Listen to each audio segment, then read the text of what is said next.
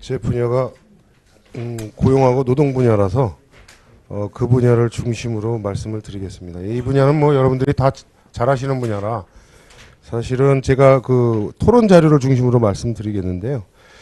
지금 최근에 고용 상황을 보면 그 고용 지표가 너무 나쁩니다. 그래서 보면 거기 제가 취업자 수 증가하고 고용률 이렇게 나왔는데요. 취업자 수 증가는 이전에 보면은 이게 한 20만에서 30만 다 넘어갔었는데 이게 갑자기 이 7월 달부터 이게 5천 명. 그 숫자가 세 자리에서 하나로 줄었는데 그 다음에 3천 명 이렇게 했다가 최근에 조금 뭐 한 4만 명, 6만 명 이 정도로 증가하고 있는데요. 이게 굉장히 이례적인 상황입니다. 이 오래 보던 사람 입장에서는 이 취업자 수 증가 이렇게 감소했다는 일종의 약간 충격으로 다가오는데 이 굉장히 이게 좀 많이 줄었다 하는 생각이 들고요. 이거를 반영하듯이 고용률도 역시 이제 마이너스로 6월 달부터 계속 이렇게 돌아서 나옵니다.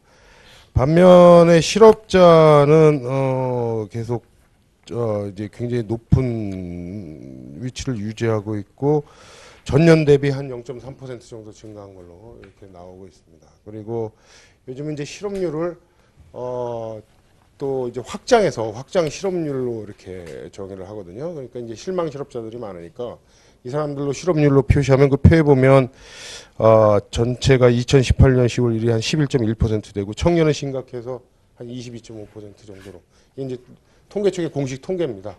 그러니까 이렇게 상황이 되고 있고요. 근데 이제 이 상황을 놓고 사실 정부의 인식이 상당히 조금 이게 조금 약간 아니한 게 아닌가 하는 생각이 드는데 맨 처음에는 이제 생산 가능 인구가 감소했다. 이게 중요한 측면이고 제조업이 부진했다. 이게 사실 근거가 없는 얘기는 아닌데 이게 전부라고 생각되지는 않습니다. 왜냐하면 이렇게 갑자기 준다는 거는 뭔가 다른 제도적 요인이나 아니면 정책적 요인 때문에 이렇게 주는 거거든요. 그래서 이 원인을 제가 생각하기에는 물론 기본적으로 아까 다 발제를 하셨지만 민간 투자 부진하고 여러 가지 상황이 안 좋은 것도 있지만 몇 가지 제도적 요인 여러분들 다 아시는 제가 생각하는 최저임금하고 근로시간 단축 이 문제가 큰 문제가 아닌가 하는 생각이 듭니다. 그래서 최저임금은요, 사실은 올해가 이게 하고 내년 이거 다 합치면 한 30% 정도 오르는 겁니다. 근데 이게 이 시간당 임금이 30% 정도 오른다는 거는 이게 조금 너무 급격한 거거든요. 이게 저희가 얼마나 많이 오르느냐는 이제 저희 입장에서 보면은 두 가지 지표로 한번 측정을 해보는데 하나는 미만율입니다. 이게 최저임금이 오르면 다 지키지는 않는 거거든요. 그럼 이제 최저임금 미만을 받는 임금 근로자 수가 얼마냐 하는 걸 보면 최저임금이 얼마나 이게 감당하지 못하는 수준으로 올랐느냐 이게 나타나는데 지금 벌써 올해 보면 한 17% 정도 나오는 걸로 보면 이게 이제 너무 급격하게 많이 올렸다는 거고요. 그 다음에 또 하나 이제 최저임금의 시장 그 임금 결정에 얼마나 개입하느냐 이걸 따질 땐 저희는 영향률이라는 걸 봅니다. 그러니까 최저임금에 영향을 받는 근로자가 몇 퍼센트 정도냐. 이거 올해 보면은 한 23.6%니까 이게 이제 4분의 1, 임금 근로자의 4분의 1이 영향을 받는다는 거거든요. 그러면 이런 규제는 제가 보기에는 이게 다른 영역에서도 거의 찾아보기 힘든 규제라고 보는데 임금 근로자의 4분의 1이 영향을 받는다는 거는 이건 과도하게 올린 거다라는 게 분명합니다. 그리고 사실 저희가 여기 카운트는 안 하지만 이게 공식적으로는 주휴수당이라는 게 있거든요. 그럼 이걸 포함하면 이 영향률이 더 올라갑니다. 그러니까 이게 지금 정부가 이제 이 최저임금을 올리는데 이 객관적인 지표로 보더라도 이게 너무 올린 거 아니냐. 그래서 사실 요즘 최저임금 개정 논의가 있지 않습니까? 그래서 구분 적용해달라. 이거는 저는 어떻게 읽냐 하면요. 이제 자영업자 하시는 분들이 이제 감당할 수 있는 수준을 넘었다. 사실은 그게 이제 표출이 좀 바꿔달라. 이런 걸로 표출되는 걸로 봅니다. 그래서 전에도 사실 구분 적용 문제, 차등 적용 문제는 전에서부터 있어 왔고 사실 최저임금 처음 적용될 때는 차등 적용을 했어요. 한 2년간은 제조업 부분하고 이렇게 제조업 중에서 뭐 이렇게 차등 적용했는데 지금 나오는 얘기는 이제 그때하고는 상황이 다른 게 이게 지금 이제 감당할 수준을 넘었다는 얘기고요. 그 다음에 그렇게 하다 보니까 이제 최저임금 결정 구조도 이제 또 바꾸자 그래서 여러분들이 의원 법안이 많이 발의된 걸로 알고 있는데 그 문제도 사실은 기조에 보면 급격하게 인상된 최저임금의 여파 때문에 그걸 좀 완화해 보려고 구분 적용하고 결정 구조 좀 한번 좀 바꿔보자 이런 얘기인 것 같습니다. 그래서 근본적으로는 이 문제가 지금 고용시장의 이런 지표들이 악화되는데 크게 일조를 하지 않았나 하는 게 제 사견입니다.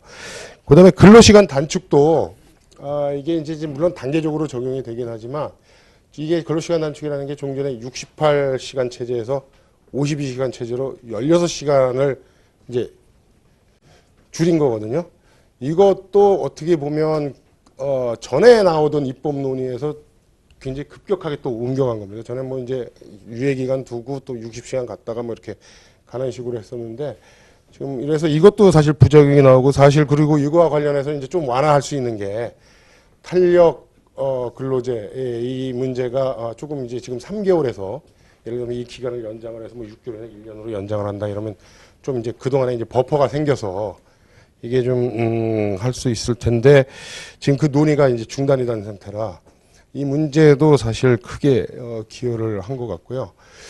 그 다음에 이제 이게 이제 정책 이게 이게 제도가 바뀐 거고요 지금 최근에. 그 다음에 이제 정책적 요인으로 보면은 현 정부의 노사관계 정책이라는 건 어떻게 보면 지나치게 내부자 위주의 그러니까 노동시장에서의 내부자 위주의 이 이해관계에 부합하는 정책을 많이 하고 있다. 그래서 예를 들면 내부자라고 하면 이제 가장 핵심적인 내부자가 대기업의 정규직의 노동조합 부분인데 이게 우리나라로 보면 한 7% 임금근로제 한 7% 정도 되거든요.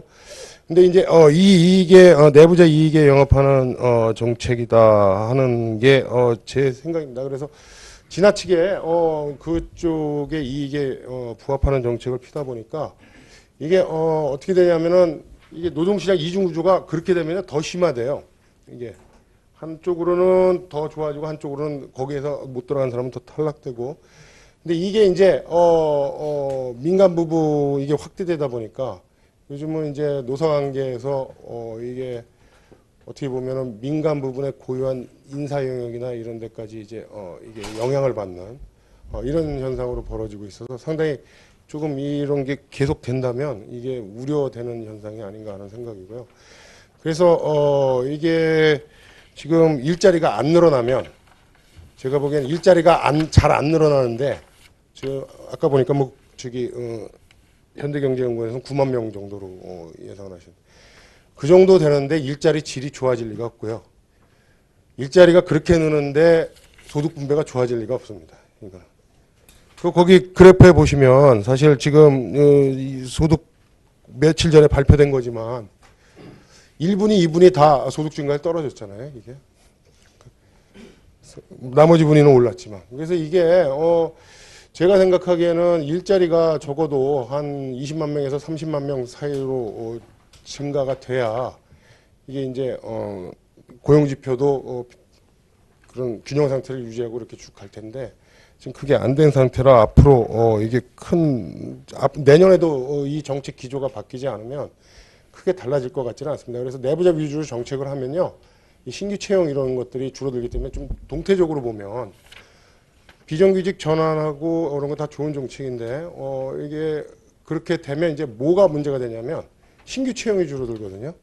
그럼 이제 총량으로 보면 그게 늘어나지 않고 어떻게 보면 노동시장에 새로 진입하는 청년층이나 이런 데는 상당히 불리하게 작용을 합니다. 그래서 제가 보기에는 노동정책 전반적인 기조를 조금 재검토할 필요가 있지 않나. 아직 연말의 지표를 보고 전반적으로 재검토가 필요한 시점이 아닌가 하는 생각이고요. 그리고 정부가 이 노사관계에 공정한 중립적인 입장에서 좀 컨트롤을 잘 해주셨으면 좋겠다는 생각입니다. 예, 이상입니다.